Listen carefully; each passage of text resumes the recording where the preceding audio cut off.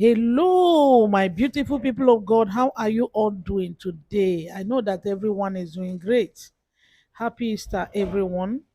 Yeah, today is Easter Monday, 21st of April 2025. Yeah, so I want to say a big thank you to all my returning subscribers. God Almighty will bless you for always coming back to watch and share these videos. And if you are new here, you're highly welcome. Thank you so much for stopping by. Please endeavor to subscribe to this channel and turn on the bell for more notifications. God bless you. Today's video is Pastor Tunde Bakare that has a lot to say to the Nigerian government. You know, before now, we have been calling on this our senior pastors, our fathers of faith to get up and speak. And honestly, when I see this, I was really impressed listening to him. And I want you to please listen to what he has said to make this message get to the people that he is talking to. Let us all join in sharing this video. Let us spread it abroad. Please, that's all I ask from here. That as I bring out this video, please share it for me. Give it a like so that it will go to where it's supposed to get to. Hmm? And God Almighty will bless you. Thank you so much. I want you to listen to him. He spoke to the president, Tinubu. He spoke to the Senate. He spoke to all the people that has one thing or the other doing concerning the state of that nation, Nigeria. So please listen to him. Give this video a like, as I said, and share. And I will be back with the rest of my thoughts.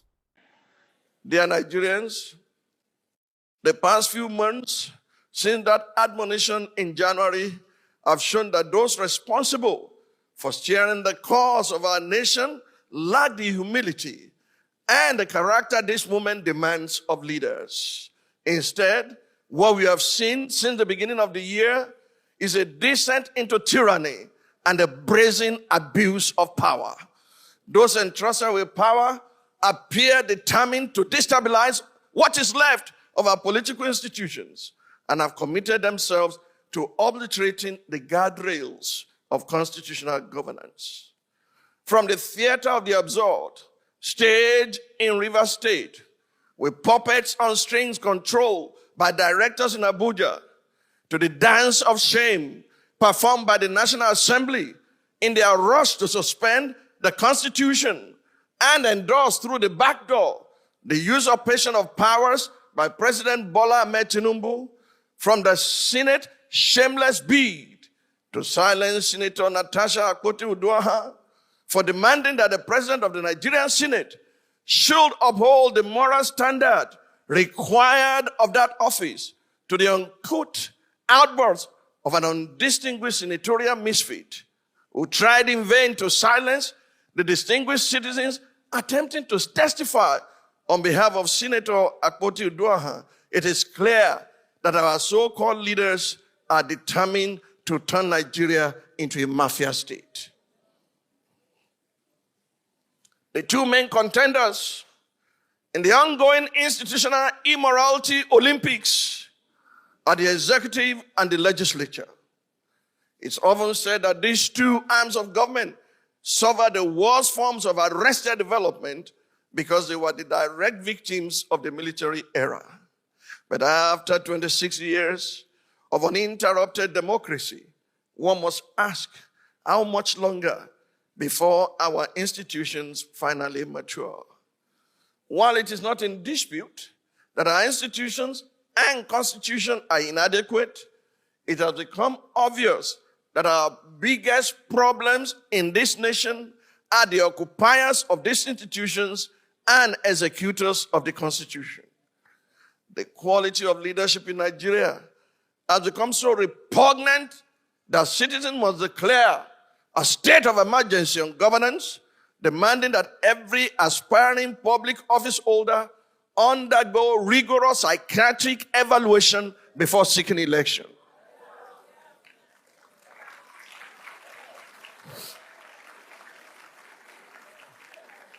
Dear Nigerians, the events that unfolded on the floor of the Senate Committee on Ethics, Privileges, and Public Petitions on Tuesday, March 25, 2025, are an apt and timely illustration of our leadership deficit. Senate, the word, originates from the Latin senatus, which means Council of Elders. Elders, as used in this context, does not necessarily connote chronological age, but a demonstration of such wisdom, decorum, and decency that commands respect. Senator Onyekachi Nwemboye's descent into street-level vitriol was an affront to the essence of the Senate. Instead of engaging the visiting citizens in reasoned, factual debate, he chose to drag the hallowed chambers through the mud. People of faith have prayed to the point of weariness, and any call for prayer now appears to be a mere religious ritual. Some have concluded that we have prayed long enough, and that unless certain pragmatic steps are taken with immediate effect, the rage of the poor may engineer social, economic, and political worst-case scenarios.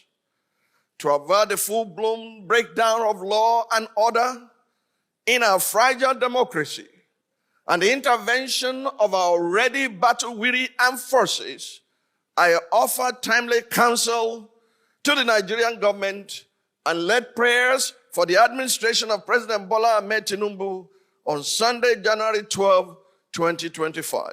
The center of this political banditry is the motor park brand of politics, nurtured by the old brigade politicians, and in recent times by President Bola Ahmed Tinubu. Mr. President, it is through your influence that the Nigerian National Assembly has become a haven for legislative rascality.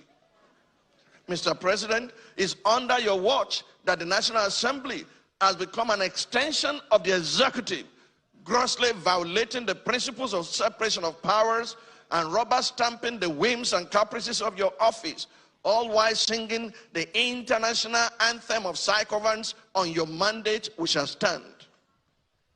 Mr. President, thanks to your political machinations, Nigeria is now bedeviled by a captured National Assembly, the most ineffective in its checks and balances role since the start of the Fourth Republic. In 2006, the Fourth National Assembly had the audacity to reject the tenure exemption bid of a sitting president.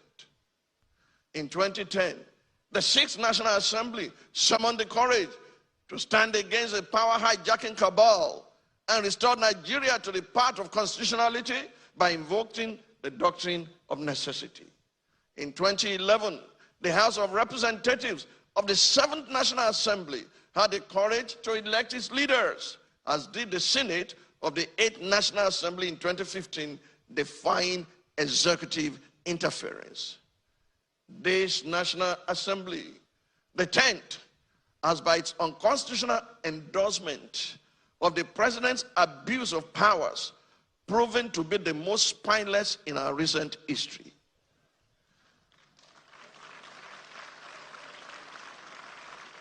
Through its actions and inactions, the National Assembly has in effect become the 48th member of the president's cabinet.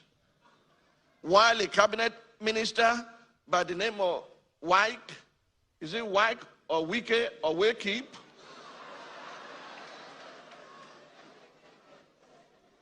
Why a cabinet minister has more or less become a third-time state governor in Rivers State, pampered by the indulgences of the president. Recent events have made it clear to Nigerians that had this assembly been in place in 2006, when the third-term agenda was proposed, our democracy would have since morphed into one of Africa's lamentable tales of sit-tight dictatorship. To the president of the Nigerian Senate, who has not heeded the call to subject himself to an unbiased investigation, to clear his name of the allegations leveled against him, and under whose leadership the National Assembly has become a carry-go legislature, hiding under the umbrella of technicalities and a dubious voice voting system. I leave you and your conscience with the words of Frederick Bessiert, former deputy of the French National Assembly. He said, and I quote, "When plunder becomes a way of life for a group of men in a society, over the course of time, they create for themselves a legal system that authorizes it and a moral code that glorifies it." To the President of the Federal Republic of Nigeria, under whose brand of politics the institution of legislative oversight is collapsing and our democracy is faced with an existential threat, I say, Mr. President, Nigeria is too delicate for this kind of politics. If this state capture was what you meant by a Milokan, it is an anticlimax that can only be counterproductive at the end. I urge you, Mr. President, to think deeply and reflect on these words. No man is wise enough, nor good enough to be trusted with unlimited power. Mr. President, please stop playing God. Okay, do you hear all he has said? I want you to put your own opinion in the comment section below, because if these people, the way this nation, Nigeria, is going to,